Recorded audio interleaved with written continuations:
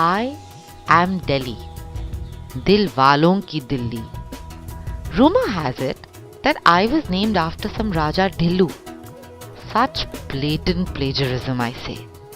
But then another one claims that my name originates from an unstable Dheela pillar, Dhilli Killi. Seriously. Over the years, I've been called Dhilli, Dilli, Dillika, Delhi, Delhi. A mosaic of bits from the past. I'm really not an easy place to live in. A city of gullies and superhighways, palaces and bastis, the filthy rich, the homeless destitutes, the well-connected and the aam janta, swanky malls and crumbling katras, traffic, and then some more traffic. I'm home to these and everything in between. I do not discriminate. Vibrant, historic, bustling, indisciplined, chaotic Delhi. That's what I am. To understand my today, you must understand my yesterday. So let's journey together into my rich past and unravel the mystery of my history.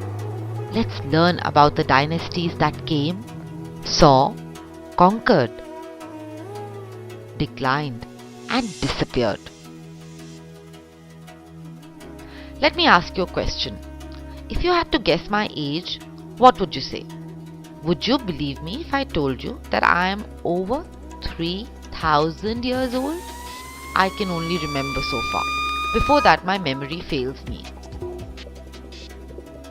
What I do remember is that it was the triangle between the Yamuna, the Aravalis, and the ridge where most of the settlements appeared. Had there been hoardings advertising me, they would most certainly highlight the benefits of my strategic location along trade routes, the advantages of having a river, as well as a safe haven I provided to warring dynasties. I've seen 8 dynasties and 1 colonial power. According to the Mahabharata, the Pandavas were one of the first settlers here. The Tomar and the Chauhan Rajputs came next. The Mamluks, also known as the slave dynasty, were the third in line. The Khiljis took over from the Mamluks, and the Tughlaqs took over from the Khiljis. The Saids and the Lodhis came next and were followed by the Mughals, who were in turn followed by the British. Please don't let the names and dates scare or confuse you. You'll get them. Sooner or later, I hope. As far as the number of cities is concerned, it's quite tough to get historians to agree on one figure. Some say 7, some say 9, and some 11. In the time we have today, I can probably introduce you only to the 9 prominent ones.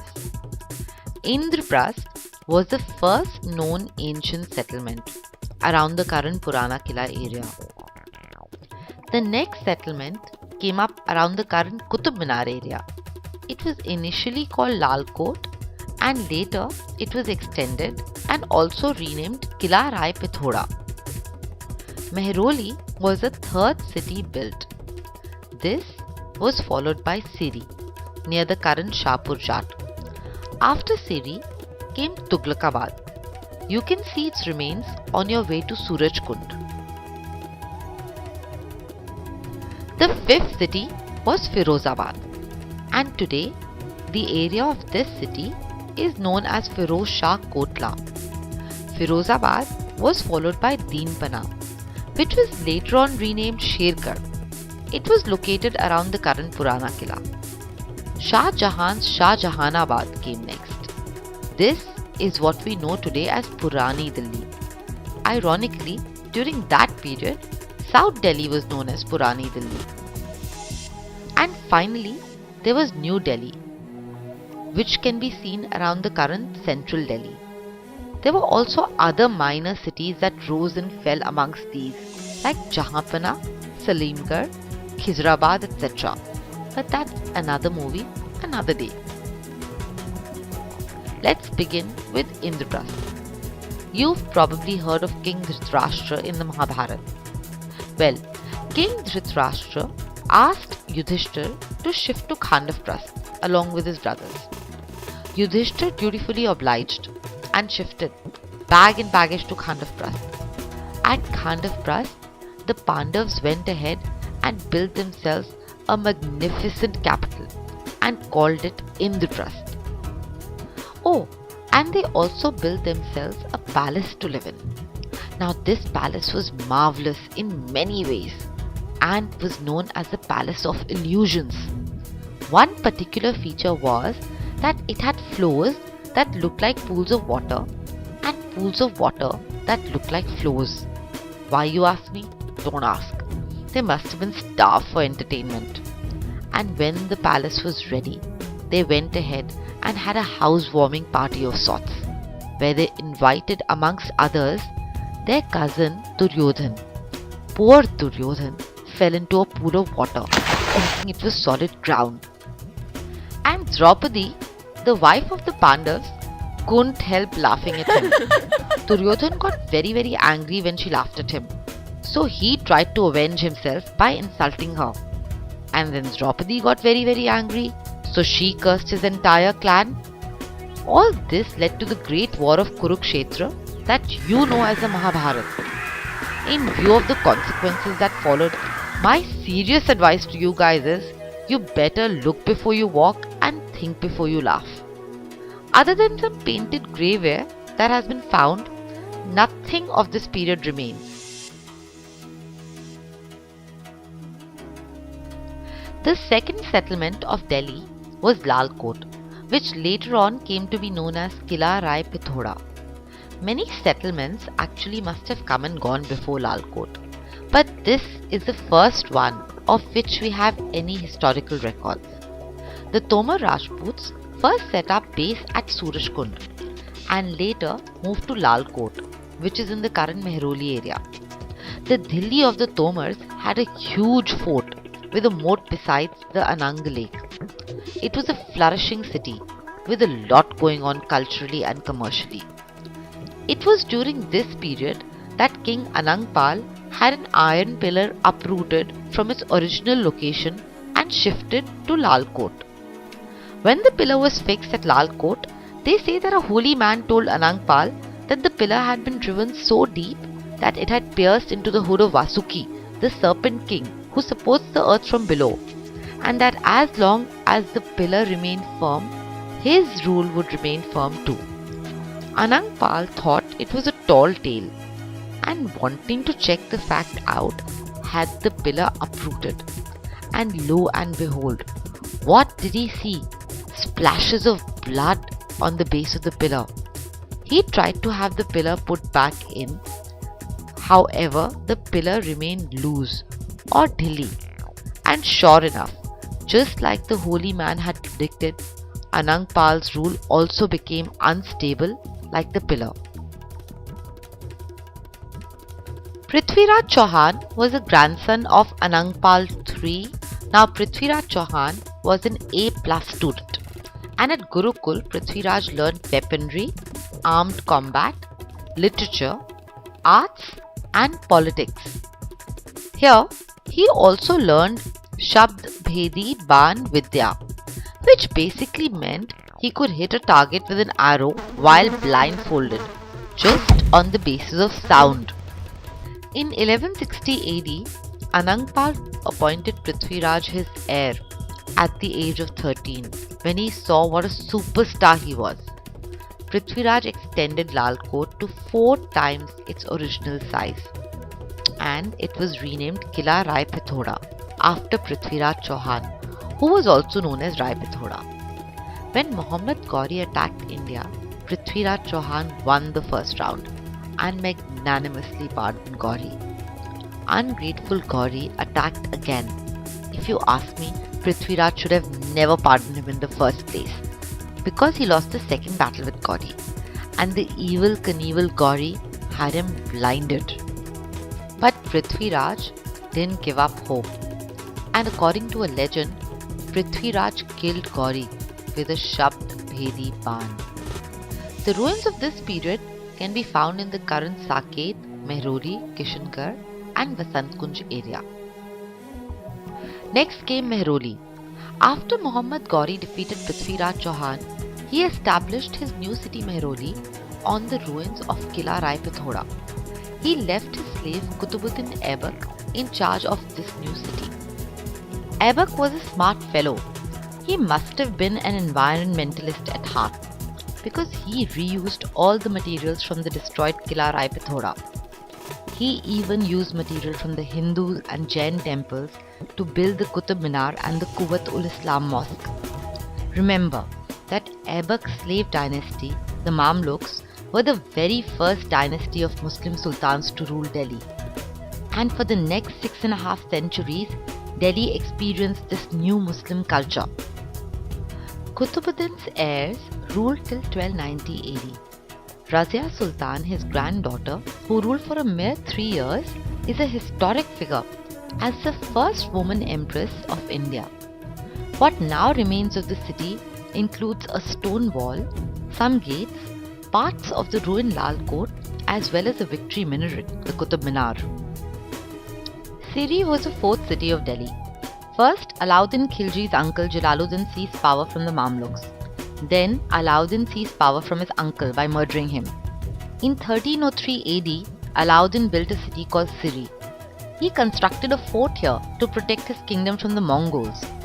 In fact, according to some legends, his city was called Siri because the foundations were built on the severed heads, Sir, of about 8,000 Mongol soldiers killed in the war. Ew! I guess Alauddin was pretty cruel and gross.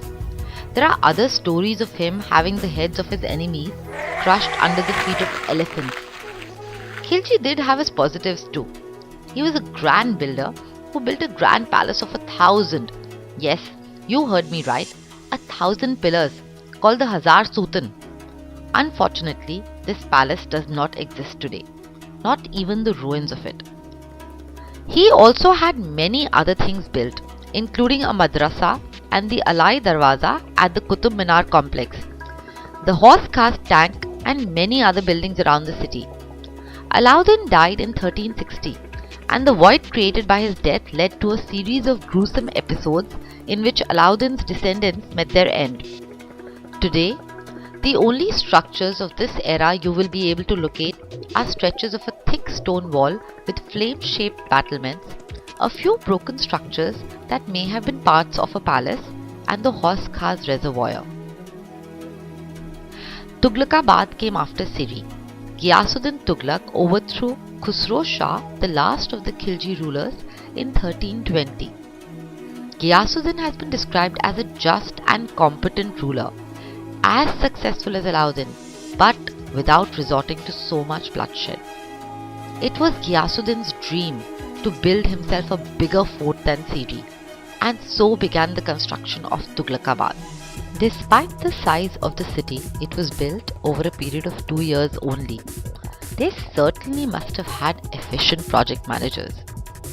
Ghiyasuddin and a famous Sufi saint, Nizamuddin Aulia, got into a scrap at this time over the labour force, as Nizamuddin Aulia was using the same labour force for the construction of his Baoli that was building the fort. The labour would work at the fort during the day, and out of respect for Aulia, they would work at the Baoli at night by the light of the chirags. Just so that his own fort would be completed quickly, Ghiyasuddin forbade the sale of oil, which was required to light the chirags. Nizamuddin Aulia cursed Ghiyasuddin and his fort, and sure enough, in 1324 Ghiyasuddin died under very mysterious circumstances. And Tughlaqabad never did flourish. It lies desolate and vacant, inhabited only by monkeys till date. Next came Muhammad bin Tughlaq, Ghiyasuddin Jr., who had the not-so-bright idea to shift his capital down south. When that move didn't work out the way he planned, he came back to Delhi and set up a new capital called Jahanpana near the Siri Mehroli area. Crazy guys these sultans were. After Tughlaqabad, The next city that came was Firozabad, which was set up by Firoz Shah Tughlaq in 1351. Firoz Shah was a very learned and religious man, and he inherited the throne from Muhammad bin Tughlaq. He was a bit of a Dr. Jekyll and Mr. Hyde though. On one hand, he did a lot of good work, like built canals to improve irrigation, cancelled taxes that hurt people, built rest houses which were known as sarais, and repaired many public buildings and reservoirs, and built a hospital for the free treatment of the poor, encouraged education, set up a library and an employment bureau, provided money for the marriage of girls belonging to poor families. On the other hand, he was intolerant, mean and cruel.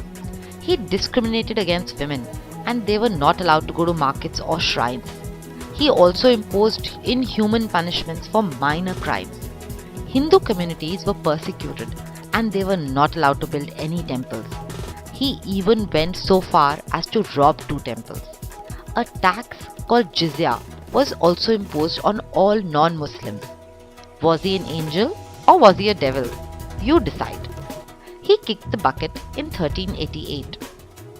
His death was followed by several brawls for the control of the throne.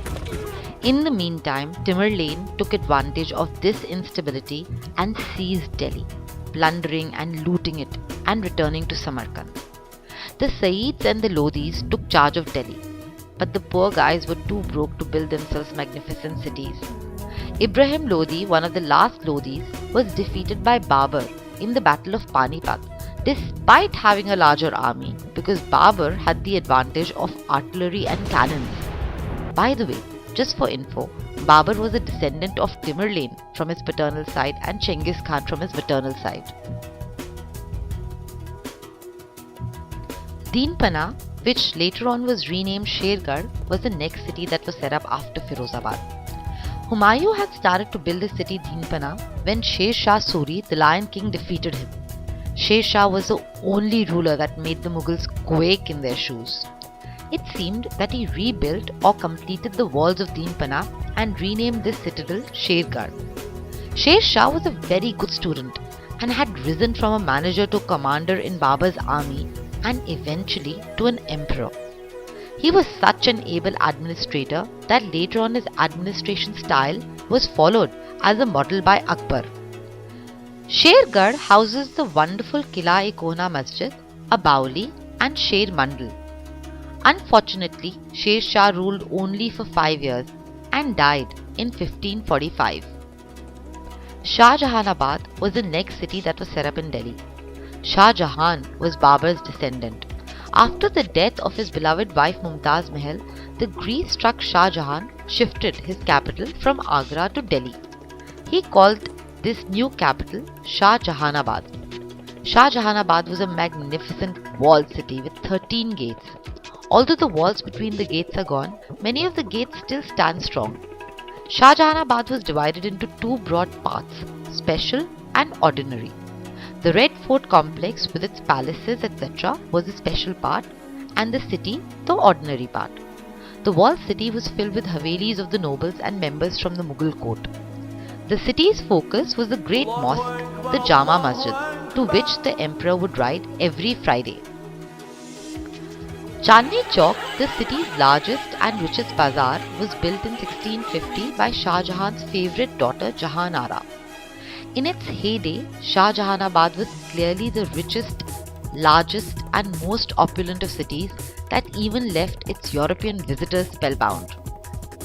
Aurangzeb ousted Shah Jahan forcefully and took over in 1658. However, in 1681 he moved to the Deccan and never returned.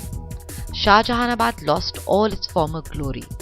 And to add to the miseries, Nadir Shah, a powerful Turk, invaded Delhi in 1739, plundering and looting, and carrying back with him even Shah Jahan's highly ornate and extravagant peacock throne, also known as a Takht-e-Tawus. For the next 50 years, it was a steep, downhill, tumultuous slide for the Mughal Empire. In 1803, the British took over the city. The reigning Mughal emperors were now more or less redundant and mere figureheads. In 1857, Bahadur Shah Zafar, the last Mughal emperor, was ousted from the Red Fort and exiled to Burma. This broke his heart, And you can see he was very sad from one of the poems he wrote. अलविदा ए काफिले वालों, अब मुझे छोड़ दो, मेरी किस्मत में लिखी हैं दश्त की वीरानियां. New Delhi was the city that the British set up when they shifted their capital from Calcutta. On December 12, 1911, the shift of the capital to Delhi was announced by King George V and Queen Mary. Architects Edwin Lutyens and Herbert Baker chose Raisina Hills as a site for the new capital. This is the first time that Delhi saw a meticulously planned development. The design of the new city was conceived by Lutyens essentially as a garden city. World War I put a spanner in the construction, which resumed later in 1919. It was decided that the prominent buildings be given a distinct Indian stamp to find acceptance with the natives. New Delhi was inaugurated in February 1931. Wide tree-lined avenues with raised sidewalks, impressive official buildings, low-rise expansive white bungalows flanked by generous gardens and red-coloured boundary walls represent the grandeur of the British Raj even today. My heritage is a fusion of many gifts that each new inhabitant has brought. They've lovingly bestowed me with music, art, food, language, dance, poetry, and many, many more gifts. My request to you, my young friend, is that you tread carefully and leave a legacy that I will be proud to remember you by.